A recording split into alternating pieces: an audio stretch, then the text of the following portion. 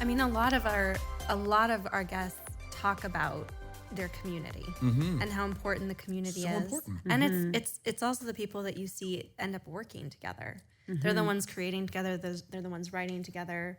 You know, it's not a surprise when you see somebody on, you know, in a show or in a film that you're like, oh, they're friends. Yeah. Because they enjoy being around each other. I got smart after a while, and I was sitting out here and I wasn't booking. I started thinking, what are they doing that I'm not doing? Not how do I get there, but what are they doing? And I remember, you know, maybe it was like 10 years ago, seeing a lot of the Ben Stiller movies. Remember, like, all his circle of friends were always in the same movie. It was like Ben and Luke and, well, you know, Owen. It was like all of them. And then you see the Apatows you just started seeing everybody. And it was like, those are just everybody that are coming up together and they're doing the same thing, you know, and we always like, oh, I got to get to that person. Start a troupe with your friends. Right. You know, start a show with your friends. Shoot something with the people around you. And that's exactly what I started doing. And it's been beautiful. Yeah. It's been really beautiful. The guy who's my writing partner right now, that we're pitching a series right now, was the guy that I used to slang barbecue with when I was a server. Literally 15 years ago, we were together serving and we're like, one day we're gonna, and then we were just like, well, why don't we one day like now? And this is what we're doing. Yeah. It's also, I love that because it's also such a great way if you're ambitious, which you obviously are. And I think probably everybody in this room is, it's a way to hang out with your friends because I love Camille so much and want to see her all the time. And consequently, because of this business, I see her all the time because we're working together. Yeah. Whereas my friends that I'm not working with, I don't necessarily get to see. So it's like a way to, you get kind of two for the price of one. I love it. You know? Yeah. I'm so lucky. I love that. Lucky. I have a question for you about just sort of following, because I loved how you talked about social media in terms of being you. How would you approach auditioning? In terms of social media? No. Oh. I'm sorry, not on social media. Just cutting to auditioning. I just mean, I love that you talked about that being you, and I'm thinking you're going to have a very interesting response. Are you leading the witness? I'm leading you a little bit right now. Tell me. All right, so I cut you off. I'm just curious in terms of, was there a point in your career when you were going to a lot of auditions, not booking, and then starting to Yesterday. and then found a difference, and perhaps a difference in how you were showing up for your auditions? Do you have any tips about that?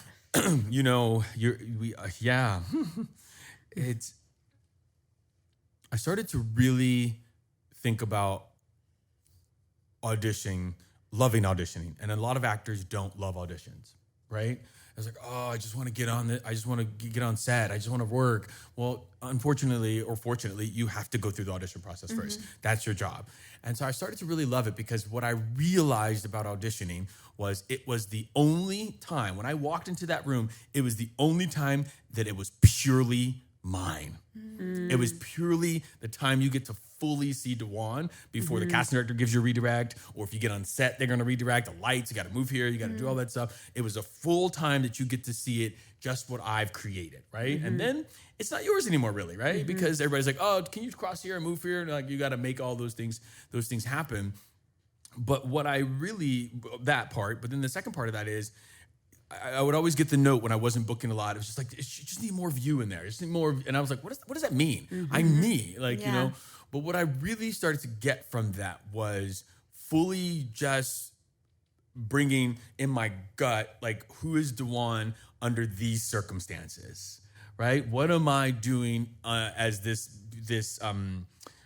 detective, or as this rapper, as this whatever? Because I would go into these rooms and I would have to play this street guy, and they'd be like, I'm not a street guy. That's not what I sell, right? And I'd be like, I try to go in there, I dress, I have the baggy pants because that's what I thought this guy was.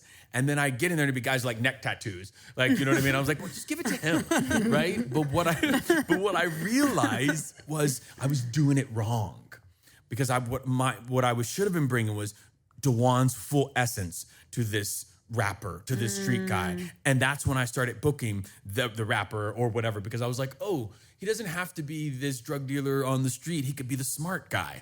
He could be the one that's educated. He could be the one that's actually the top of, you know what I mean? I could bring that to it, which is more my essence, which is more me, and bringing me to it instead of, you know, always going out and getting it. And listen, we can go out and get these parts, these characters, if we are Daniel Day-Lewis and we have 6 months to prepare for this audition. But usually in LA, New York, you know, major places, you have less than 12 hours.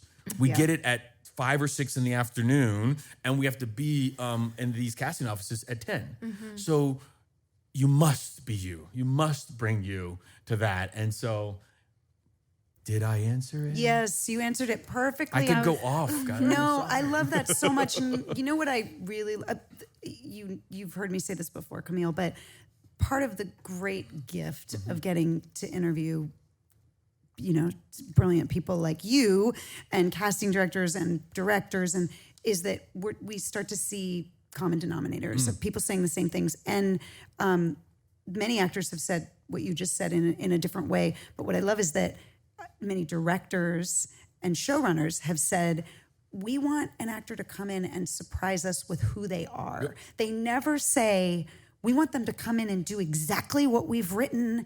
And, you know, they always say, yeah, we don't really know exactly what it is. And then they come in and they show us, and it's really exciting when that happens. Yeah. And they also say they like to be surprised, which I was like, really? Because I thought we're supposed to just go in and do exactly, So I love that answer. But I think the surprise is that it's you. Like, I think when they say that, that's what I think is so liberating that about it, is to know that it's really, it comes from you. You literally don't have to change that about yourself at all. Like, what a relief. I don't have to do anything except be myself and be in the circumstances, like you said. And that's the surprise that they see, is because it's unique. It's coming from you. That I think is really exciting. It's so important to be to put yourself. I want to just be really clear that if I may, when you're saying they want to be surprised, please don't go in there and like clap or try to like do an arbitrary surprise. I don't know who's listening. It's like, I just want to yell and surprise them. No, that's not what that is. But if you could put yourself in those, we were talking in the hallway about this awesome actor who I just think is amazing, and we were like, you said he always has a secret. And I was just like, that is exactly right, because I'm like, and he shows this secret in one place and then he never shows it again. You know, and I'm like, that is so amazing that we think this, two separate people in separate worlds come together and think the same thing about this one actor, and that's just him. You know what I mean? So if you can bring you to it, I think it's important. I love that. We're getting close, but we have to talk about your show for a second, Bosch, which I love so much, and you're so good. You're so good on so many things. But thank you. I just wanted to ask you, kind of like, what's, that's the dream, right? To get to like be on a show more than once or at all for some of us. But 6 seasons. Yeah, I know. It's so great. Yeah. What's the best part for you? What's the funnest part about getting to like work with the same people? And one, you do become a family, and and I think that part is really, really amazing. But I think the cool thing is I get to actualize, I get to really live this character out, and I don't think we get that a lot. Sometimes when we just auditioning, these people are like these characters, these people are passing through us for a moment, right? And we get to embody them and be them under those circumstances, and then they go and if they're more in them, right? But I've gotten to play Pierce for 6 seasons now, and I've gotten to grow with him, and showing up. My producer says, DaJuan, you were so protective of Pierce, and I'm like, I am, because this is my moral compass. I was like, no, I don't think I would do this because of like, why would Pierce do? Why would I do this? And we don't always get to do that anymore, in this day and age. And so that is really awesome and amazing. And I'm so grateful that, again, Pierce is DaJuan, right? Like I'd like them to write a little bit of evil stuff. If you're listening to this, can write a little twist next season. But it's me. Like I'm the Boy Scout on the show. I'm the, the moral compass. And so I get to, people, they see me, I get to be that, and I get to share it with the world. That's awesome. So I love that. Do we have to wrap up? Yeah. Oh, Jen's such a... I'm not going. I'm a meanie. I'm not going. Camille, I always have to make I'm it. staying. So we love to end our podcast with an LAism. Great. Which is something about LA that you know of, or that have That you know of. that you know of. Sorry, not know of that. Oh gosh, can we strike that one from the record? No, that jumps out at you. You know, I just got told that putting the in front of something is an LA thing, and I do it all the time. And I thought it was just a DaJuan thing, and it's not. I always say, I'm going to, the Wood Ranch. And they're like, it's just Wood Ranch. I'm like, no, it's the Wood Ranch. And so putting the in front of things is definitely my thing too. So. Right. I love 405. The Wood Ranch. The Wood Ranch. I do that too. I love you. it. I know. Thank you so much, DaJuan, for being here. This has been fantastic. We Thank you loved for having having me. you. Thank you. Thank you. Thanks for tuning in to the Q&A portion of our podcast live with DaJuan Johnson. We hope you can join us next time. For details on all upcoming Speak LA events, please go to www.ispeakla.com. That's www.ispeakla.com. Great. And now on to questions from our audience tonight. Yes. All right. DaJuan, you ready? This is the hard part. Is this going to be lightning round again? Let's see, man. You gotta go. All right. Maria asks, what is the best advice you can give to us actors that are just starting out? Be patient. Be patient and protect your confidence. Really. Protect your confidence. Protect your confidence. And that could come in the way of feeding your soul, understanding that your self-worth is not tied into auditions, and that you are special. Just protect your confidence. I could go on about that. It just means a lot. A lot of these things we think because it's us and we're quote unquote putting ourselves out there and selling ourselves or whatever, that it's a slight against us when we don't get something. But if you could just remember to protect your confidence and protect yourself and feed your soul, I think you'll go long. It'll be a long career for you. Mm-hmm. Great. Thanks, Maria. How do you prepare for a scene with extreme emotion, such as a loved one passing away? Great. So thank you, whoever wrote this one, because you probably have seen my Emmy push for Grey's Anatomy.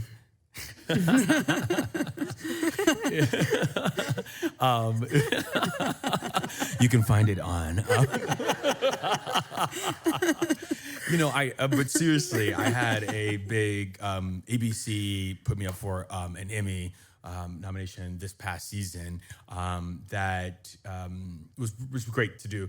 And the scene is, I'm just going to say it. So if you ever go to DaJuanJohnson.com/FYC, you can see it. But it is all crying. I cried for basically 6 weeks while shooting this. Like every day we were there, and you have to cry because my wife, is dying. She's dying. And, how to prepare for that, because I get asked this a lot. Like, how did you cry so much? You see it, you're like, it's such the real answer is if you are present in the moment, literally present in the moment and taking in everything that's happening around you. You don't have to use that. Just really take it in. And, I remember hearing the sound of the hospital thing going beep, beep, and you could just hear it. And you just think to yourself, how did I get here? How did this? We were going to get married yesterday. And there it is. It's not about I have to go. It's just, I really just think about that. I could see it right now. I could hear it. And I'm looking at that machine to go, and you're just in those moments and you're thinking those thoughts. And it's just, if you can hold the center, guys, hold the center of not, because you're going to be pulled. There's going to be a boom that's going to come in your face. There's going to be a camera that's going to swipe around. All of that stuff is going to be happening, but your job is to hold the center. And what that means is just stay present in everything that's happening. And in between those takes, if you have some time, whip out your phone. Don't stay in that space. That will take you down. I'm everybody's Really? Everybody's like, DaJuan, how are you on Instagram? In between takes, you do it. I can't stay in that space. Wow. I can't, because that space will take me down. Yeah. Because what we do, guys, is a little bit of sorcery. It's a little bit of like you know what I mean? What we're doing. And like, you gotta have a little bit of reprieve. Everybody does this. You don't think it. Like, when we're really in that situation, we can walk out and joke for a second with our loved ones or when something else is happening. We get out of the moment. We're not like, I gotta stay sad. It's only actor stuff, right? It's like, I need to get out of that moment and trust that when we get ready to go back in that moment, I can load it back again, and I'm gonna be in that moment again, and you just start taking that stuff back in again. You know what I mean? There's a tube in her. I can see this stuff so clearly still. Like, how, like, she hurt? Like, does she hear me? Like, you know what I mean? There's a hole, and you just start thinking that, no, she's gonna make it. It's gonna be good, right? And so, I told you I get corny, guys. I'm such a corny. No, it's because great. I'm an actor's actor, and I think, you know, for my process, I just really put myself in that situation. Let me start again, but I also load it before I come, if that makes sense too. So I'm doing my work beforehand.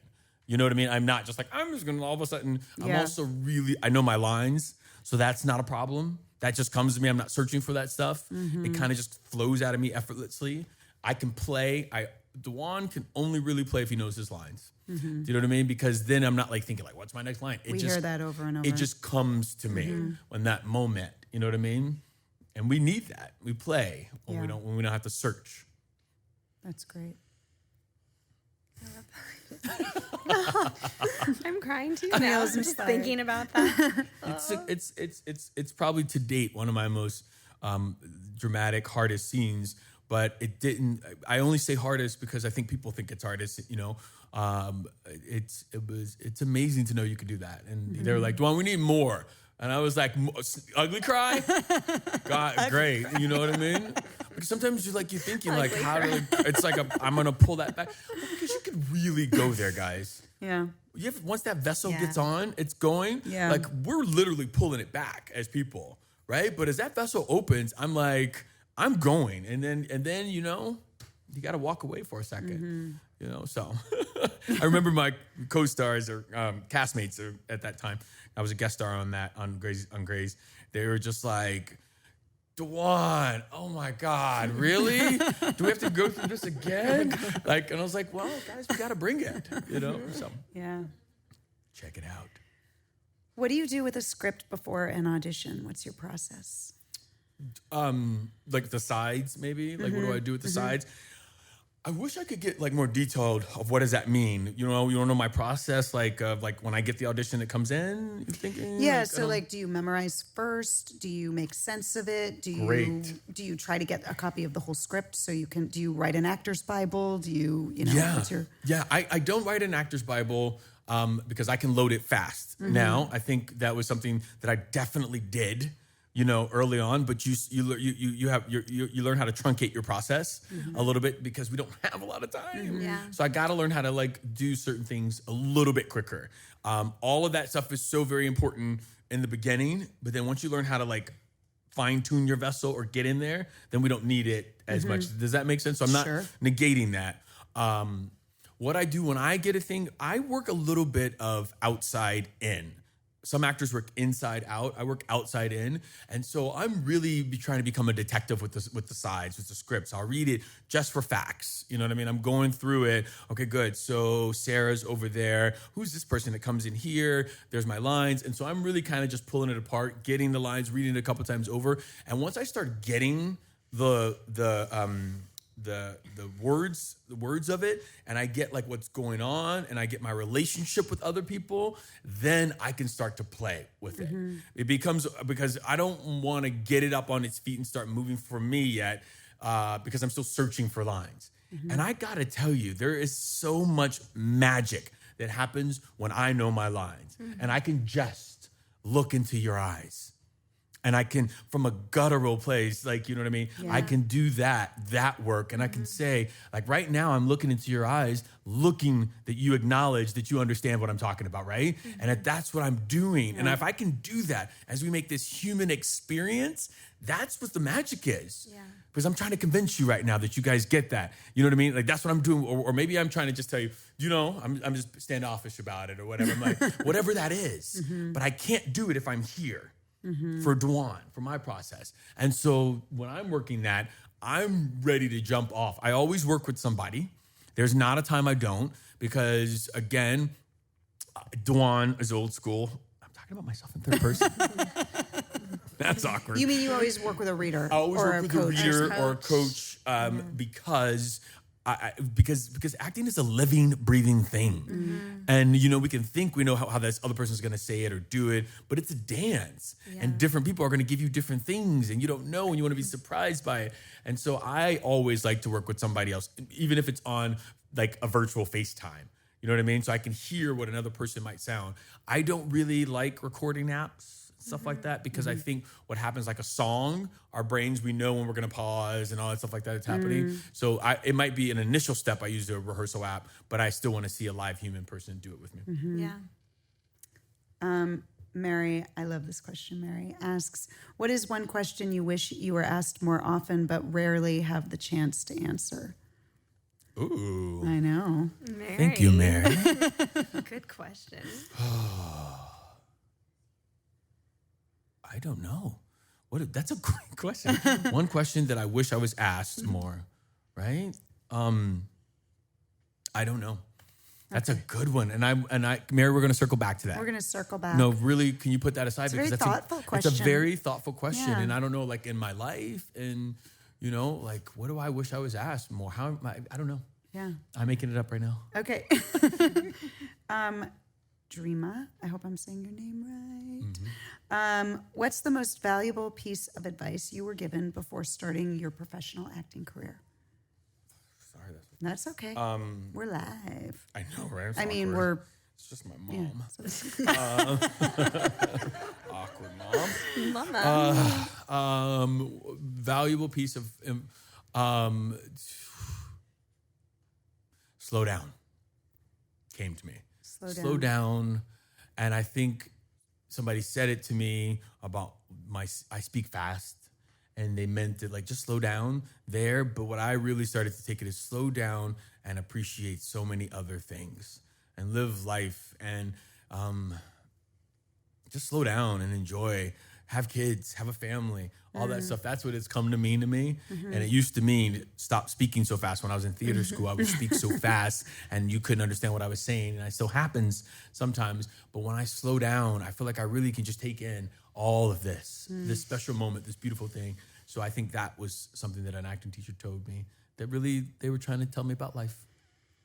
Slow down is great advice. Enjoy. Enjoy The process. Enjoy the process. Enjoy and life. we don't really enjoy this process because it's kind of like we want to get to the Emmy or the Oscar or the house or the, just slow down. Right. It's kind of cool. I love it. Anastasia asked, what's it like working with individuals like Jean Hong and Shonda Rhimes, or what's it like working on shows like this? How is it working with actors versus creators of the show? Like people like the showrunners of the shows and whatever, they're really kind of cool. I mean, I guess I've been very lucky that the showrunners hired you for a reason because they saw some magic and they want to see that. So they kind of like let you play. And it's kind of really awesome when you get a great showrunner or a great director or a great producer, whatever, that sees your magic, or sees how to bring out more magic in you. And so I think that's kind of cool. And I think I've just also been pretty lucky to work with some great, actors as well. And what's like working with, I have this great actor I worked with, Paul Calderon, who is just fantastic. If you guys don't know Paul, look him up. But if you get a really good actor, they're so giving. They're so giving, and they want to mentor. They want to talk about it. They want to do the dance with you. And I just think those people are just the best when you get to work with those people as well. Yeah. I know what you mean. Me too. Sadly, we're out of time. Mary, I gotta get back to Mary's question. Back. Oh, I know. Well, we can, Yes. we can still talk. Okay. Even when the camera stops rolling, we can talk. And this is the after. Yeah. The after show. What's the question? Thank you for having me. Yes, thank you. Yes, thank you thank you again for so coming. much. Yes. Your answer. Amazing. So wonderful.